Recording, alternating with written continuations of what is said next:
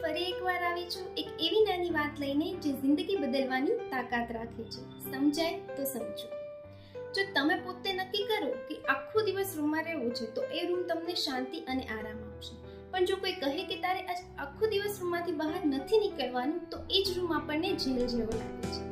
એવી જ રીતે જો તમે ઈચ્છાથી 4 દિવસ ઉપવાસ કરો તો એ આત્મશક્તિ લાગે, પણ કોઈ કહેશે કે 4 દિવસ સુધી ખાવાનું નહીં મળે તો એ અસહ્ય બની જાય છે. આ છે તફાવત ફ્રીડમ અને કંટ્રોલનો, સ્વતંત્રતા અને નિયંત્રણનો. જ્યારે તમે પોતે તમારા જીવનના નિર્ણયો લ્યો ત્યારે બધું હળવું લાગે, પણ જ્યારે કોઈ બીજું તમારા માટે નિર્ણય લે તો એ ભારુપ લાગે.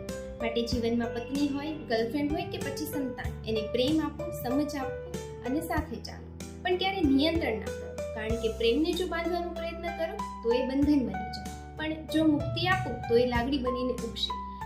આવી જ એક નવી વાત સાથે ફરીથી મળીશું. ત્યાં સુધી સમજાય તો સમજો.